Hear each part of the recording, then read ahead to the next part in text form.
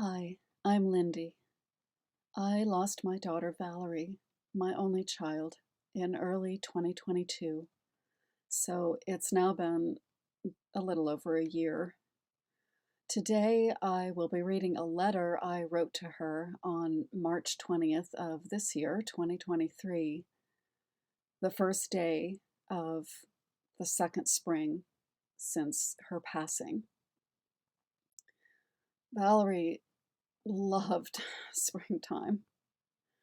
She grew up in Ohio, where, compared to Oregon, winters are much colder and spring typically comes much later, and nothing much is blooming or green before late May or even later. So, after she moved to Oregon to stay with me, arriving on Christmas Eve 2009, her first spring here was full of surprises for her. I grew up in Seattle, so I was already very familiar with the climate and seasons. Valerie especially loved walking through our neighborhood in the springtime when things seemed to change almost hourly.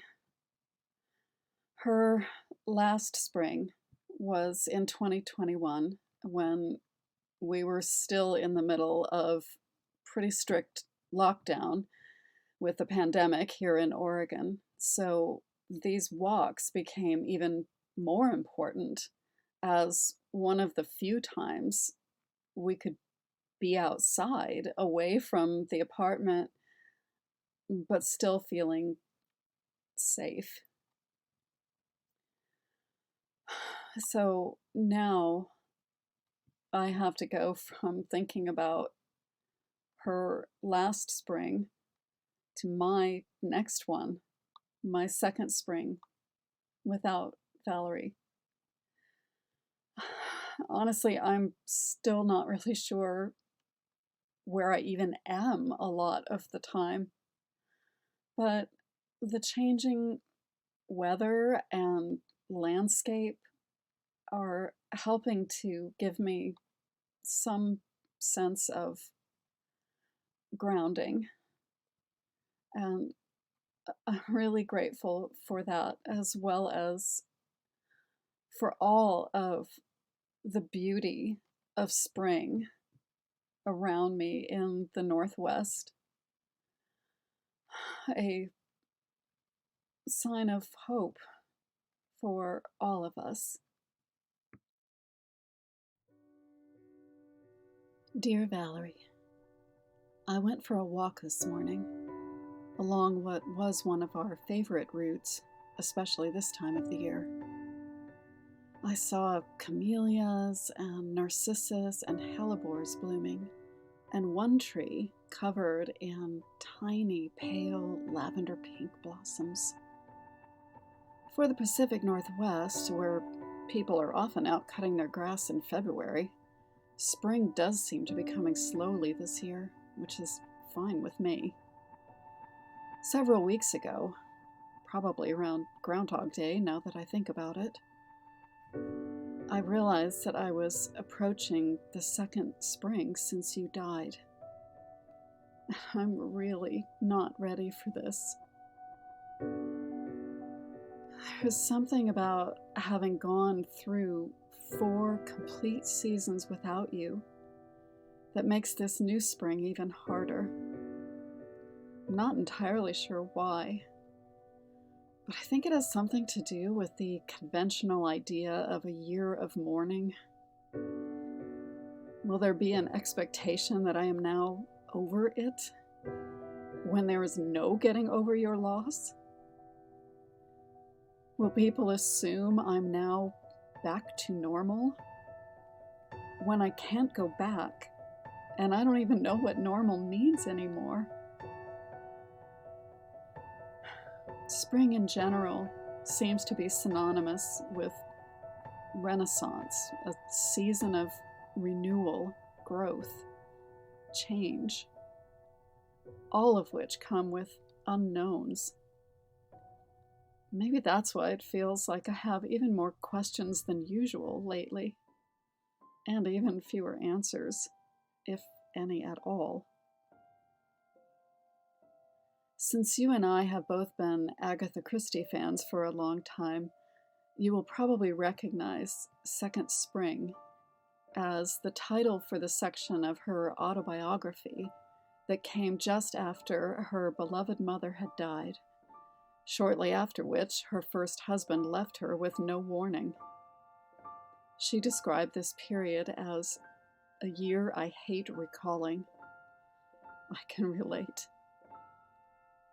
For me, the phrase second spring evokes fresh starts, reinvention, transformation, especially at a point in life where one may have thought such things were no longer possible. But now, since losing you, the idea of a second spring in my own life brings up another conundrum to add to my list. Simultaneous anxiety, what will I do now? And hope, can I be open to anything now? In the spring of 2022, which came only weeks after you died, I could barely go out the door. Seriously. Just going to the grocery store was so stressful that I would be exhausted for the next few days. The difficulty of grocery shopping when grieving is something I wish more people knew about.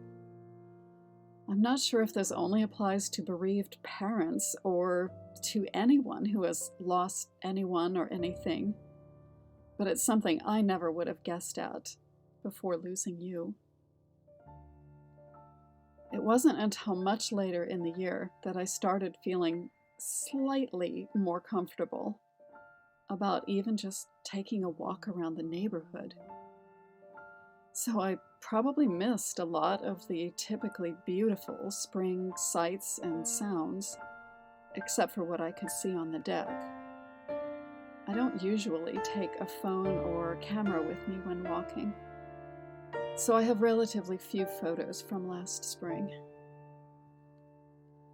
I originally wrote, "as you know," at the beginning of that last sentence, then deleted it. I also changed "our deck" to "the deck" in the previous sentence.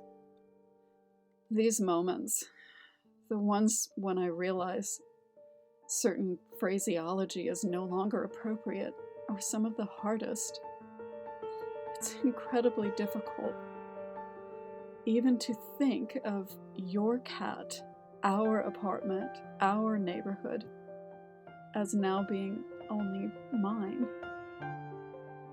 This is just one more way in which losing you affects me every day, moment to moment. As I'm outside a little more now than last year at this time, I'm happy just to be able to notice and appreciate the early flowers and the fresh wind that, at least this morning, carries a promise of warmer temperatures. And I'm wondering if getting through my first full winter without you is in itself a sign of hope. Last fall, I truly did not know if or how I could physically survive all those holidays and anniversaries from November through what would have been your 40th birthday on February 25th, just a few weeks ago. It has been one of the darkest periods of my entire life, especially getting through the holidays you loved so much. And I still don't know today if there really is any light ahead. I'm trying to believe in that possibility. And now, on the first day of spring 2023, how am I feeling? What am I thinking about? Am I any closer to answers to those or all the other questions that have been surfacing over the last year? In the letter I wrote to you on the first anniversary of your passing, I mentioned becoming more and more conscious of this sense of not knowingness, and how I have been working towards being more comfortable with not having answers. Definitely a work in progress, but at least there is some progress. It just occurred to me to look at some notes I made last year when spring 2022 was on its way. Here's what I wrote on February 21st, 2022. Today it is 3 weeks since Valerie died. It is still so horrible every time I even think those words, let alone write them down. When the words are visible, I have to think they are more real, more true, but it still feels just so utterly wrong to me. It cannot be true that Valerie died. So much about this seems to involve contradictions. I know she died. I was there and saw it happen. But she can't be dead. How can this be? Will I ever be able to accept this as truth? I don't know. Right now it seems impossible. I have to believe it, but it's impossible to believe it. Clearly, my questions had already begun, and the duality I've noticed more and more over the past 4 seasons had also started making its presence felt. It's odd that, even though I've been aware for a long time that it's in my nature to question things, that's the curiosity to creativity process at work, at least for me, I don't know that it ever occurred to me that sometimes answers just are not possible. Don't we just keep trying stuff until we figure it out? In this case, it can't be figured out. It just is. But I'm still here. I'm alive. And although the excruciatingly painful grief never really leaves me, the question of what now is starting to loom larger. What can my life look like without you? Am I ready to think about that yet? Do I have yet another fresh start in me, especially following a loss this devastating? Can I even begin to imagine that losing you could open up possibilities that have never before occurred to me? Could hope be that place where renewal, reinvention, transformation are possible? I guess the fact that I can even type the word hope is something significant. I think those questions are all too big for me today, but I have so many more. Like, where are you now, Valerie? Do you know? Are you somehow aware of how much I miss you? Can you see how much pain I'm in because you're gone? Does all my love still have a place with you? Or does it only exist in my broken heart and shattered soul?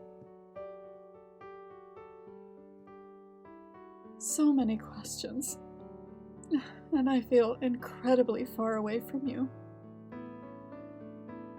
Your way of thinking was quite different from mine, so I relied on your great good sense and practical wisdom whenever I was floundering.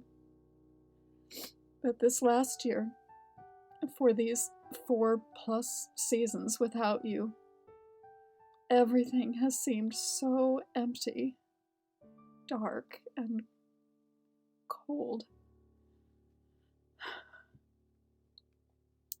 This will be my second spring without you, Valerie. And I still don't feel very close to any answers. But like the softer wind I felt this morning, maybe, just maybe, I'm getting a little warmer. With all my love, Mom.